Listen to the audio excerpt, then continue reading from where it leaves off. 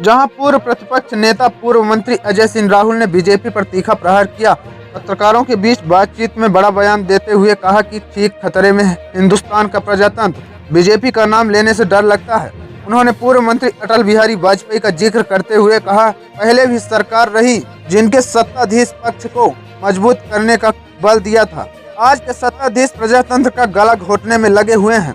इनकी कार्यप्रणाली में आने वाले दिनों में इनके लिए ही भारी पड़ेगी। आगे उन्होंने कहा कि पार्लियामेंट में सवाल पूछने से इस तरह की कार्रवाई होना लज्जामी है। बीजेपी का नाम लेने से डर लगता है। अगर मैं कुछ बोलता हूं तो मुझे भी उठा लेगी बीजेपी। उक्त बातें कांग्रेस पूर्व प्रतिपक्ष नेता अजय सिंह राहुल सीधी के जवाहर कांग्रेस कार्यालय में एक पत्रकार वार्ता में उन्होंने कहा है कि आइए आगे आपको सुनाते हैं उन्होंने क्या कुछ बीजेपी पर निशाना साधा है। जैसा मुखिया होगा ऊपर और वो जो परंपरा बनाएगा वही परंपरा नीचे तक आ जाए। अब तो आम जनता भी कह रही है कि सड़क की बात करना चाहती है तो कहते भग जाओ।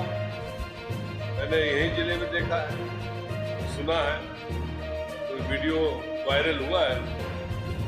कौन व्यक्ति था मुझे नहीं मालूम ठीक से, लेकिन धीरे धीरे पटवारी तक की बात पहुंच जाए कि सही बात भी यदि हम चाहेंगे तो वो नहीं सुनेगा। इसीलिए मैंने कहा प्रजातंत्र खतरे में। जो विपक्ष की आवाज आप बंद कर दोगे तो असलियत पता कैसे चले? यही हो रहा है।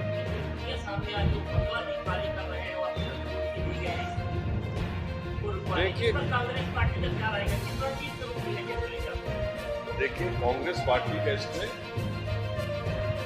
अलग बात है। कांग्रेस पार्टी के हमारे शीर्ष नेतृत्व क्या राय दे रहे होंगे वो जाने, हम लोग यहाँ पर बैठ के नहीं कह सकते। लेकिन उच्च न्यायालय में जाने के लिए एक तिथि होती है और तिथि के अंदर राहुल गांधी जी जाते हैं या नहीं जाते हैं उनका खुद का निर्णय है। वो तो कहीं ऐसा भी निर्णय ले सकते हैं कि हम जनता के चुनाव के समय, चाहे छोटा चुनाव हो विधानसभा का, चाहे पूरे देश का चुनाव हो, नेता कभी कभी कुछ बात ऐसे कह जाते हैं जिसका हम सबको नजरअंदाज करना चाहिए।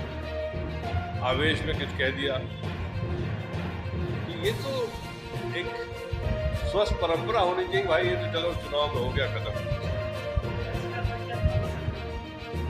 मैंने तो कहा प्रजातंत्र समाप्त हो रहा, तानाशाही तो हो ही रही, और क्या हो।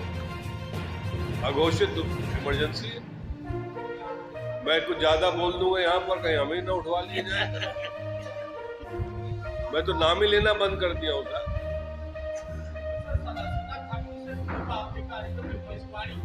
मैंने 17 तारीख को हल्ला बोल पे कह दिया था कि ऐसी कुछ होने वाला है, क्योंकि मैं थोड़ा इतिहास का भी स्टूडेंट रहा हूँ और जिस तरह से वो क्रम चल रहा था मुझे आगे दिखाई दे रहा था ये होने वाला, क्योंकि इनकी जो भावना है अब किसी से छुपी नहीं।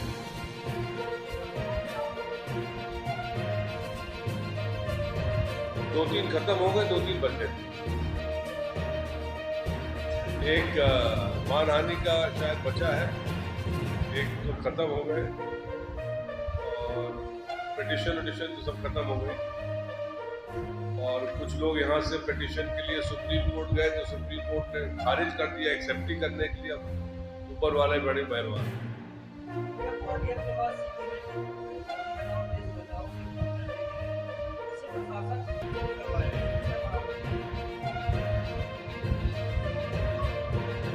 मैं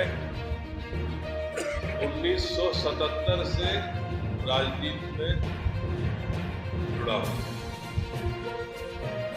80 में पिताजी मुख्यमंत्री, 85 से मैं विधायक रहा 18 में।